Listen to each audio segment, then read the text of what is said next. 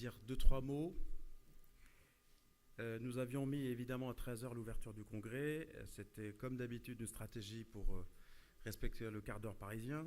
Tout le monde a son quart d'heure évidemment. Et donner la possibilité aux uns et aux autres de s'asseoir. Et vous dire, pour commencer, combien je suis heureux, content avec l'ensemble du comité scientifique que ce congrès ait lieu encore cette année. J'ai pour habitude de dire que c'est un miracle qui se renouvelle tous les ans, évidemment. Le modèle économique des congrès est un modèle qui a vécu, et puis on arrive vers quelque chose de nouveau sur lequel le chemin n'est pas totalement balisé. Et donc, je répète, je suis vraiment très content qu'il ait lieu, et je suis aussi très content qu'on ait eu un nombre d'inscriptions qui était conséquent malgré les événements difficiles, évidemment, les grèves, les difficultés dans les structures, qu'elles soient hospitalières ou non, pour pouvoir se déplacer, pour pouvoir évidemment être présent. Je suis content aussi parce que le comité scientifique a vu récompenser finalement les invitations, parce que comme vous l'avez vu dans le programme, nous avons encore réussi à avoir des collègues de prestige en France et dans le monde. Nous avons eu une réponse positive de la part des décideurs administratifs et politiques. J'espère que leur calendrier ne va pas les empêcher de venir, mais je pense que c'est un moment important puisque nous avons vécu ces dernières années, ces derniers mois, depuis l'élection présidentielle, des modifications de vue, d'esprit, ou alors, hélas, une confirmation de vue, d'esprit. Donc, c'est aussi un lieu de débat, le congrès de l'Albatros, puisque, comme vous l'avez remarqué, nous allons clôturer avec une table ronde dans laquelle nos collègues étrangers viendront se confronter avec des responsables administratifs de premier plan, c'est le cas de le dire, puisqu'ils réfléchissent à ce plan qu'on appelle le plan 1000 DK, qui a priori devrait voir le jour avec un mois de retard à la fin du mois de juin. Vous l'avez aussi remarqué, même si elle ne vient pas, évidemment, la ministre de la Santé nous fait l'honneur de venir parler dans notre congrès d'un thème qui est rarement honoré par la présence des politiques de premier plan, c'est-à-dire Agnès Buzyn. Vous avez aussi remarqué, il n'est pas spécifié puisque ce sont des invitations qui sont arrivées à la fin.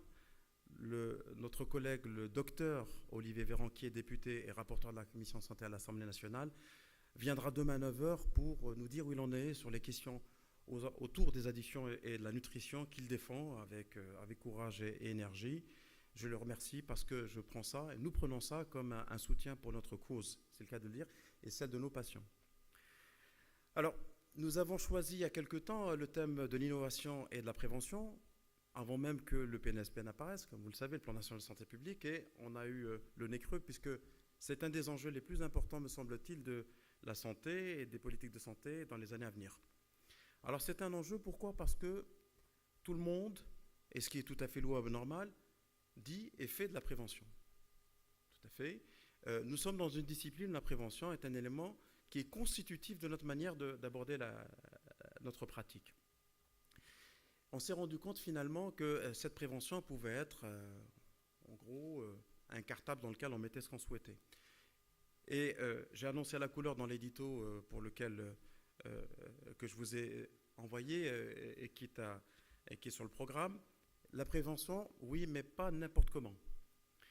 Vous l'avez probablement vu pour ceux qui reçoivent les informations de la Fédération française d'addictologie, que j'ai le plaisir et l'honneur de présider avec mes collègues qui sont devant, un bureau qui est là. Nous avons commis un document sur qu'est-ce qu'une prévention, une vraie prévention, une prévention basée sur l'évidence-based medicine, c'est-à-dire la santé par l'épreuve, une prévention en acte, une prévention qui se mesure, une prévention qui se critique. Et une prévention qui ne concerne pas que les acteurs de la santé, les acteurs des addictions, c'est également une prévention qui doit sortir des structures de soins et qui doit rentrer dans les structures de décision. Pour qu'une prévention soit une prévention financée, soutenue, aidée, elle doit être comprise. Et c'est très souvent un terme qui est soit soutenu parce qu'on a de l'entre-gens, soit évidemment refusé parce qu'on n'en a pas. Et donc, je pense que c'est un thème important et je pense que vous partagez ce point de vue avec nous. Le deuxième thème, c'est l'innovation. Alors, pour ce qui est de l'innovation, je pense que le congrès de l'Albatros, depuis qu'il existe, a innové d'abord sur sa manière de faire, sur les débats qu'on a évidemment mis en place, sur la qualité des intervenants qui très clairement à chaque fois nous ramènent des éléments confronté et confrontant avec notre pratique, cette année, j'ai souhaité, et je le remercie, vous l'écouterez tout à l'heure, sortir un peu des sentiers battus et demander à un chirurgien du foie qui opère des foies malades des addictions de venir nous montrer que veut dire la notion de prévention, d'innovation poussée à l'extrême. Je le remercie, c'est le professeur Eric Vibert que vous verrez tout à l'heure et à qui j'ai demandé, à qui j'ai donné carte blanche et qui ne se censure pas devant des non-chirurgiens dans la salle. C'est une manière de dire que cette approche translationnelle de la médecine et de la santé est probablement ce qui fait à la fois notre essence et notre richesse. Voilà ce que je voulais vous dire et j'ai clairement le sentiment qu'on est à un moment particulier. Sachez par exemple dans les disciplines qui sont constitutives de notre discipline, la psychiatrie, pour les psychiatres évidemment fiers, ils parlent de l'ADN, de la dictologie, évidemment. Vous avez probablement entendu parler de l'actualité du personnel non médical qui fait grève dans le Rouvray. Ce matin, comme par hasard, j'ai écouté l'interview de la directrice de l'ARS qui expliquait que ce qui pose problème dans cet hôpital psychiatrique, c'est la prise en charge des addictions. Alcool, drogue, difficultés. Et ils se mobilisent, ils font la grève de la faim pour avoir des moyens évidemment personnels et aussi des moyens en compréhension de cette problématique que constituent les addictions dans la psychiatrie. Mais pas que. Cet après-midi, évidemment, vous l'avez remarqué, il y a une place méritée laissée aux collègues hépatologues et aux collègues non médecins qui vont nous parler du sucre, qui vont nous parler du foie et qui vont nous montrer que lorsque une politique est soutenue, même si lorsqu'une politique de recherche est soutenue, une politique aussi de remboursement est soutenue, on peut penser, comme l'a dit la ministre, que l'hépatite C puisse être un jour, alors je ne dis pas éradiquée parce que c'est un terme qui fait bondir les hépatologues, mais au moins éliminée. Donc on peut à un moment donné faire des choses qui très clairement constituent non pas une prise en charge d'une maladie chronique en aménageant un espace, mais penser vraiment à la guérison et à la qualité de vie. C'est tout l'enjeu qui est le nôtre, d'une discipline émergente, qui se nourrit du meilleur de toutes les disciplines et qui très clairement doit jouer du point de la table pour faire un travail de lobbying positif. Et quand je dis de lobbying positif, évidemment, tout le monde sait le combat que nous avons mené tous dans cette salle pour essayer de faire sortir de la préhistoire les politiques de prévention concernant l'alcool, les politiques de communication sincère, de données scientifiques sincères concernant l'alcool. C'est une vraie tâche dans notre société, c'est une vraie tâche dans notre pays.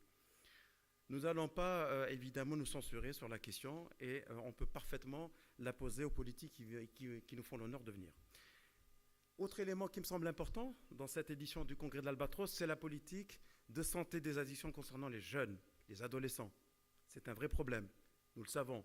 Il y a un consensus et nous savons qu'il faut adapter nos outils de communication, de prévention et de soins. Les structures ne sont pas suffisamment nombreuses, elles ne sont pas suffisamment adaptées. Nous avons des comorbidités addictives, psychiatriques. Nous avons des profils nouveaux, des jeunes anorexiques qui consomment de la cocaïne, qui consomment de l'alcool. Il ne s'agit plus de prise de risque au sens où on peut l'entendre, un terme qui probablement parfois pour les jeunes ne leur dit rien, puisque c'est probablement prendre un peu de leur capital vie pour plus tard. C'est une prise de risque immédiate. La semaine dernière dans mon service, j'ai eu en face de moi une jeune fille qui avait un BMI qui tournait aux alentours de 12, qui prenait de la cocaïne, qui prenait de l'alcool et qui avait un calcium qui était dans les chaussettes. J'avais peur qu'elle meure. Je suis psychiatre, addictologue, mais j'avais peur qu'elle meure. Et donc ce sont des profils comme ça qui actuellement sont vus dans nos structures. Ce sont des profils comme ça qui nous posent, qui nous challengent et pour lesquels il faut qu'on fasse de la réclame, de la publicité auprès des gens qui ont évidemment la possibilité de nous aider pour les soigner. C'est la raison pour laquelle, ce n'est pas totalement confirmé, j'ai eu son accord de principe, j'ai souhaité que le ministre de l'Éducation nationale vienne pour deux raisons. Parce que c'est quelqu'un qui a du poids, c'est quelqu'un qui a une politique qu'on critique ou qu'on ne critique pas, mais il met en place les choses, et il est très sensible sur les questions des addictions. Donc je lui ai demandé de venir, s'il pouvait venir, prendre 15 minutes, 20 minutes, et s'engager pour nous aider à rentrer dans les structures qui sont les plus importantes en France, c'est-à-dire les écoles et les lycées.